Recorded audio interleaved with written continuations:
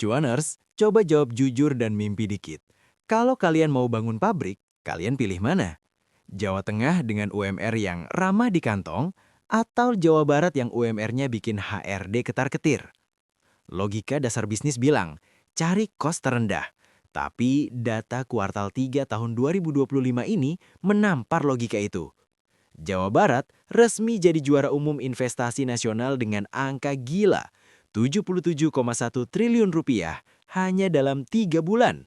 Ini aneh. Di satu sisi, kita dengar berita pabrik tekstil di Bandung gulung tikar atau pindah ke Jateng. Tapi di sisi lain, triliunan rupiah uang asing dan lokal justru berebut masuk ke Jabar. Ada apa sebenarnya? Apakah investor ini nggak bisa hitung-hitungan? Hari ini, kita akan bedah fenomena The Jabar Paradox.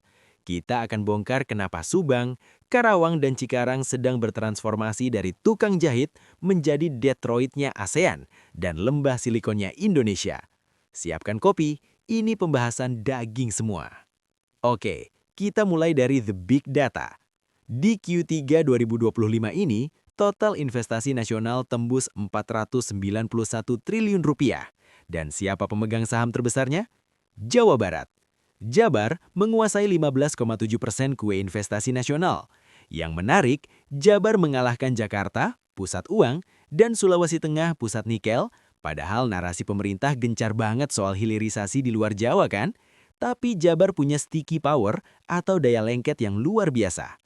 Tapi, ada satu data yang bikin saya kaget. Coba lihat pertumbuhan PMDN, penanaman modal dalam negeri. Naik 74% year on year. Artinya apa? Bukan cuma orang asing, Jepang, Korea, Cina yang percaya sama Jabar, tapi orang kita sendiri, para taipan properti, kontraktor lokal, dan industri supply chain sedang all in di tanah Pasundan. Kenapa? Karena mereka tahu sesuatu yang mungkin kita lewatkan. Transformasi struktural. Uang yang masuk sekarang bukan lagi untuk cari buruh murah, tapi cari ekosistem. Kita sudah sering bahas Subang di video sebelumnya, tapi sekarang kita lihat big picture-nya. Koridor Utara Jabar ini sedang berubah jadi Detroit-nya ASEAN. Tahun 2025 ini jadi saksi mata. Finfast dari Vietnam sudah running di Subang dengan investasi sekitar 16-17 triliun rupiah. Ingat, ini bukan cuma pasang ban, mereka bawa teknologi body welding sampai painting. Lalu ada BYD, raksasa Cina yang jadi mimpi buruk Tesla. Pabrik mereka di Subang Smartpolitan, target operasi awal 2026. Kapasitasnya masif, dan mereka bakal menyerap 18.000 tenaga kerja. Nah, kuncinya di sini cuaners. Kenapa mereka pilih Jabar padahal UMK Karawang di atas 5 juta? Jawabannya, logistik dan rantai pasok. Bayangkan kalian bikin mobil listrik. Baterainya dibuat di Karawang oleh konsorsium CBL atau IBC, mobilnya dirakit di Subang, lalu diekspor lewat pelabuhan Patimban yang cuma selemparan batu. Jaraknya kurang dari 50 km. Hemat biaya logistik ini jauh lebih besar nilainya daripada selisih UMR 1-2 juta perak. Inilah yang saya sebut premi ekosistem. Investor rela bayar mahal di awal, upah tinggi, demi efisiensi gila-gilaan di operasional. Deli, raksasa alat tulis, juga melakukan hal yang sama di Karawang. Mereka cari speed dan quality, bukan cheap labor. Kalau Subang adalah otot, manufaktur, maka Cikarang sekarang sedang berubah menjadi otak digital. Sadar nggak sih, kalau Cikarang sekarang diam-diam jadi pusat infrastruktur internet kita? Pemerintah membangun pusat data nasional di sana. Standarnya Tier 4, level tertinggi di dunia. Dan yang bikin geleng-geleng kepala, ada pemain baru namanya AdGenex dari Dubai. Mereka taruh investasi USD 2,3 miliar, itu sekitar 37 triliun rupiah, cuma buat bangun data center di Cikarang. Kenapa Cikarang? Kenapa nggak di tengah hutan Kalimantan? Karena data center butuh listrik yang super stabil, redundansi tinggi, dan koneksi fiber optik internasional yang sudah established. Cikarang punya itu.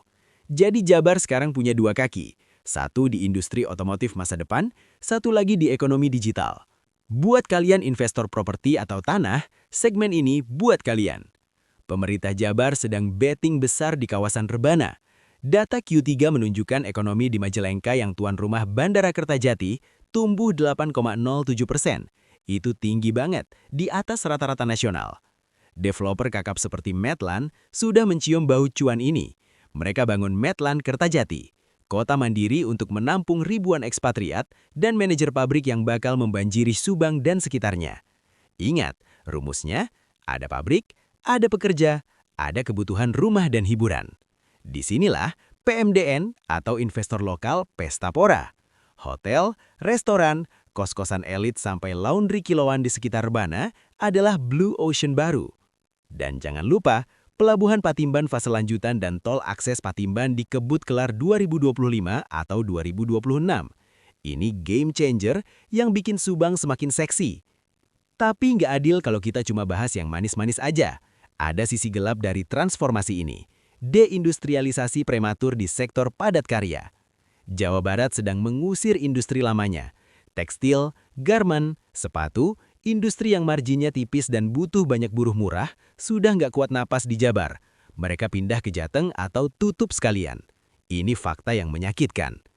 Terjadi skill gap.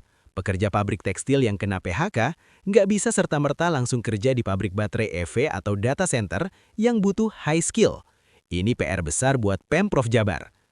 Tapi bagi kacamata cuanomik, ini adalah evolusi. Jabar sedang naik kelas. Dari labor intensif atau padat karya, jadi kapital intensif atau padat modal. Sakit di awal, tapi ini satu-satunya cara supaya Jabar dan Indonesia lolos dari middle income trap. So, apa kesimpulannya buat dompet kita? Jangan remehkan mahal. Investor global pilih Jabar karena mahal. Mahal artinya infrastruktur siap, listrik stabil, SDM jago. Kalau kalian bisnis B2B, targetlah perusahaan-perusahaan di ekosistem EV dan data center ini. Follow the infrastructure. Patimban dan Kertajati bukan proyek mangkrak lagi. Ekonomi di sekitarnya sedang booting up. Harga tanah di sana mungkin belum segila Cikarang, but not for long. Adapt or die. Kalau bisnis kalian masih mengandalkan upah murah di Jabar, good luck. Tapi kalau bisnis kalian menawarkan efisiensi, teknologi, atau jasa penunjang gaya hidup untuk kelas menengah baru di Jabar, you are in the right place. Jawa Barat membuktikan industrialisasi di Pulau Jawa belum mati. Dia cuma ganti baju jadi lebih canggih. Terakhir, dan ini yang paling penting buat masa depan kita. Banyak yang takut robot atau AI bakal gantiin manusia di pabrik-pabrik baru ini. Faktanya, pabrik EV butuh skill baru, bukan lagi sekedar tukang jahit atau operator mesin pres biasa. Mereka butuh teknisi mekatronika, ahli baterai, dan data analis. BYD dan Finvest tahu ini, makanya BYD gencar melakukan teknologi roadshow ke kampus-kampus top seperti ITB dan Undip. Mereka nggak cuma jualan mobil, mereka jualan masa depan ke mahasiswa. Mereka butuh brainware atau SDM otak, bukan cuma muscle atau tenaga otot. Pemerintah Jabar juga sudah siapkan 45.000 lulusan SMK yang kurikulumnya disesuaikan dengan kebutuhan industri di Subang. Jadi buat kalian Gen Z atau yang punya adik masih sekolah, arahkan mereka ke skill yang relevan sama ekosistem EV ini. Peluang kerjanya di depan mata, guys. Gimana menurut kalian? Apakah Jabar bakal terus jadi raja investasi atau Jateng bakal menyalip dengan senjata upah murahnya? Komen di bawah, kita diskusi. Jangan lupa like, subscribe, dan nyalakan lonceng biar nggak ketinggalan analisis cuanomik lainnya. Stay cuan!